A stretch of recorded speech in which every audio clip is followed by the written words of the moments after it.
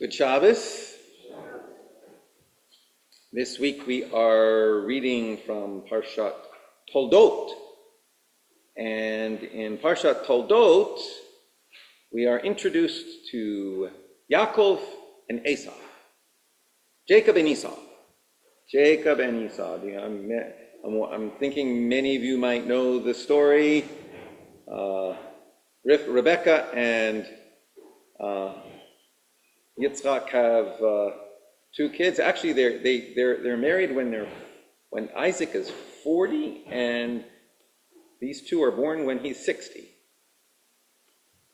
And they're twins, and they don't get along so well. There's the story, of course, where Esau, who is a hunter,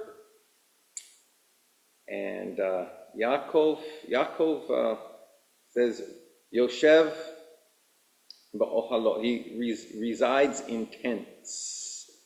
The rabbis, whenever you see this word ohalot, sometimes they see it as a reference to yeshivas, especially since Yoshev, he dwells, yashav, like yeshiva, he dwells in tents. Jacob ends up with the birthright that would have been Esau's. And then later in the story, Isaac asks Esau to hunt, to catch and prepare a dish for him so that he could give Esau a blessing. And through a whole set of arrangements, Jacob ends up coming before him, and he's blind, and Jacob ends up getting the blessing. And then Isaac comes back and says, "Let my father arise and eat of his son's game, venison, that your soul may bless me." And Isaac, his father, said to him, "Who are you?" And he said, "I am your son, your firstborn, Esau." And Isaac trembled very exceedingly and said, "Who then is he that has taken game or venison and brought it to me? And I have eaten of all before you came and have blessed him. Yes, and he shall be blessed." When Esau heard the words of his father, he cried a great and bitter cry and said to his father, "Bless me, even me also, my father." And Isaac said, "Your brother came with guile and has taken away your blessing." He said, Is he not rightly named Jacob, Yaakov, for he has supplanted? Jacob, Yaakov is related to the word ekev, heel. He has supplanted me. Vayakveni, he supplanted me these two times. He took away my blessing, and he took away my birthright. Bechorati and birkati. And behold, now he has taken away my blessing. And Esau said, "Have you not reserved a blessing for me? Do you not also have a blessing for me?" And when I read this, it seems to me that their relationship is informed very much by a logic of scarcity. There is scarcity between the two brothers. There's just not enough. Maybe there's not enough love. And it said that actually Rebecca favored Jacob and Isaac favored Esau. That's never a good situation when the parents each have their favorites. Maybe there's not enough love in the family. But also there's a logic of scarcity. There's one blessing, there's one birthright. The birthright, that's kind of built in. There tends to be one birthright. But there's one blessing. A logic of scarcity, which then leads to so much tension and trouble between people. Rather than a logic of generosity, of abundance, where there's enough to go around. There's so much that we don't have to get into those conflicts. We don't have to argue over who has more or who has less. This logic of scarcity, it seems to me, actually is an opposite from an ethic of thanksgiving, an ethic that we want to be celebrating. In America, we have Thanksgiving coming up, and it is about having abundance. It is about being able to share enough to go around, hopefully. But here we see an ethic, a logic of scarcity. And I see how this logic of scarcity gets applied in our world in many places, but two places I want to emphasize or look at today are, one, food, and the other, the land of Israel. How the logic of scarcity applies to both of these. So, how the logic of scarcity applies to food. In Deuteronomy chapter 15, the rabbis point out a conundrum. There's two verses which seem to conflict with each other. Deuteronomy 15, verse 4, howbeit there shall be no needy among you. There shall be no needy among you. And then a few verses later in verse 11, for the poor shall never cease out of the land.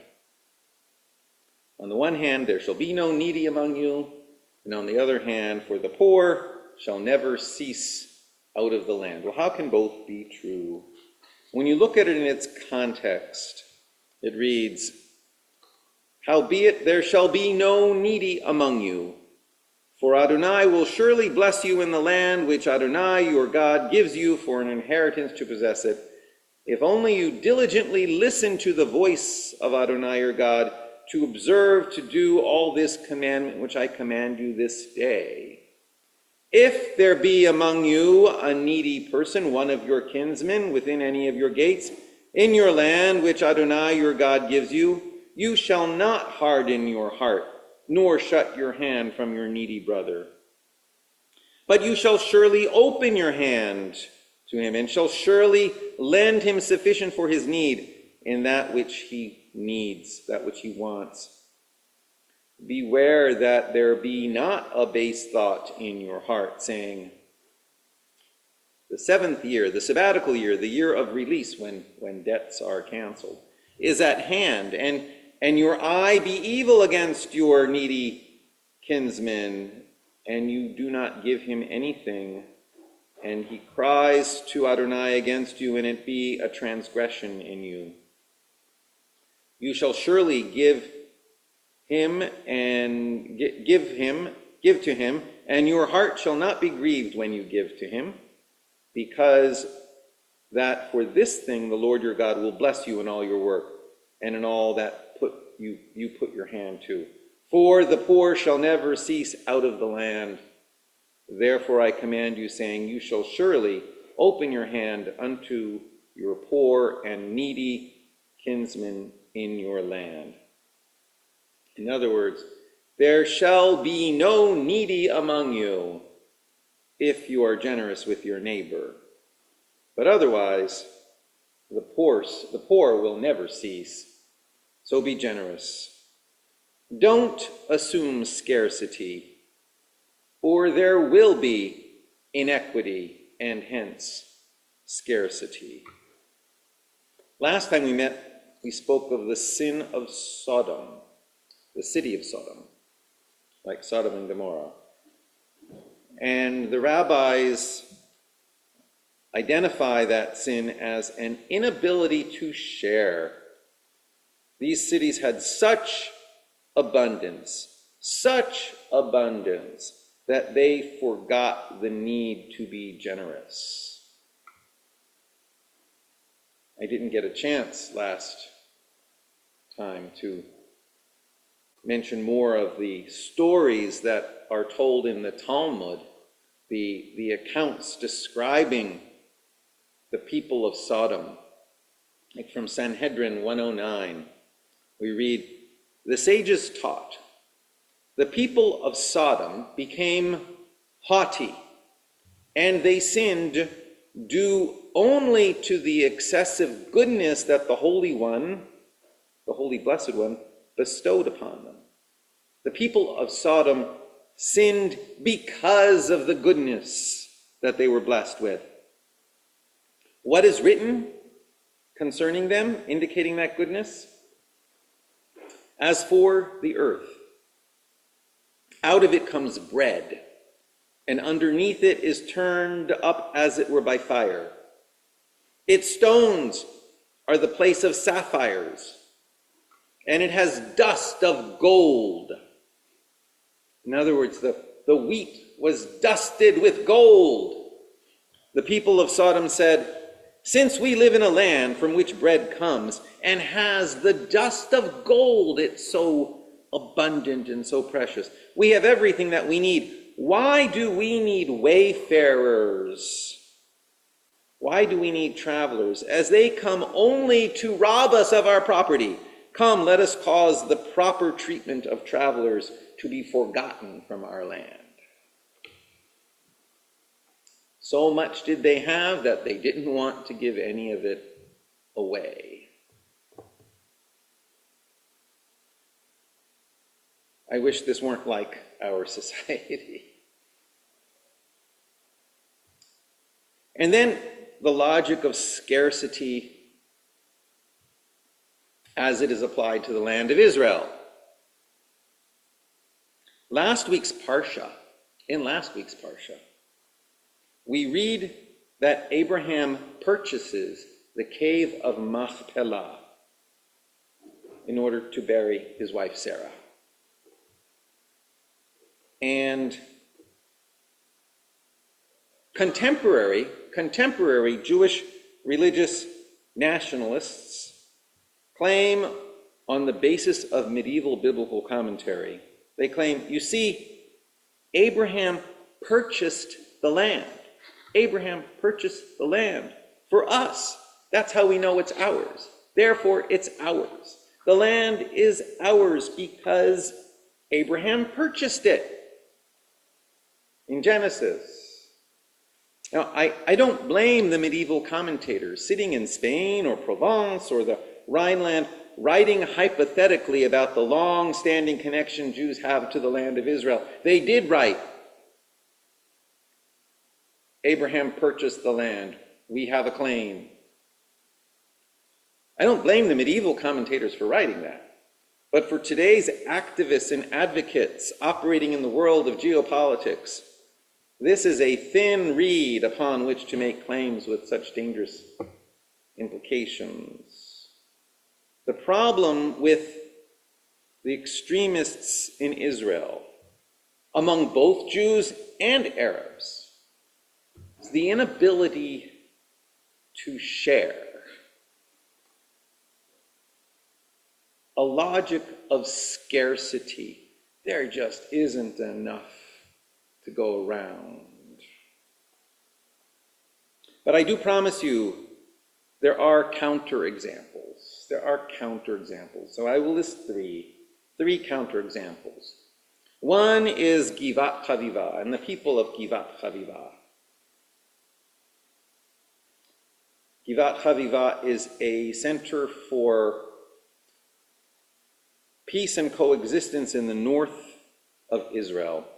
After October 7th, 2023, a local person, someone in this area, someone who would just pass by the synagogue every now and then, not Jewish, just lives in the neighborhood, gave us $1,000 to get somewhere in Israel where it could do some good. He simply said, I don't know where to send it. Thought maybe you would know.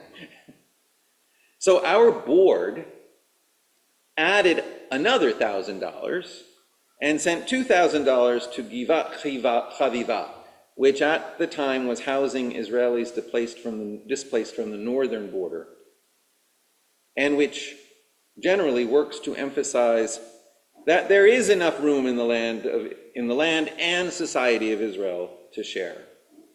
They work out of their own campus, located in northern Israel, and Givat Chaviva is a branch of the kibbutz movement. And on their website, they write, "Our activity focuses on the fields of education, language, culture, and art, viewing these as vehicles for promoting a flourishing, democratic society based on mutual respect, trust, pluralism, and equality that benefits all its citizens and strives to establish peace with its neighbors." And it is led and staffed both by Israeli Jews and Israeli Arabs. And unfortunately, the cousin of the director was one of those who was killed in October 7th. The director was a Palestinian Israeli Arab, and his cousin was an Israeli Arab who was killed by Hamas on October 7th as he was serving as a medic in the Nova music festival. A second example, an organization with three names: English, Hebrew, and Arabic. Roots, Shorashim Judur. This is a peace and dialogue center.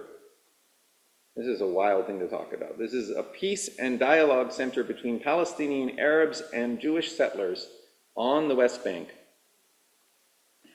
Located right next to the Gush Etzion Junction, an intersection where last week there was a terrorist attack. When I was in Israel in 2018, I visited this center. On their website, they write, "Our story begins in 2014 at a meeting between students of Rabbi Menachem Froman of blessed memory and members of the politically prominent Abu Awad family. This grew into a series of encounters between Palestinians and Israelis, meetings between families, a women's group, workshops, and a joint response to violence. Sensing the transformative power of this work, we committed to a long-term project and called it Roots.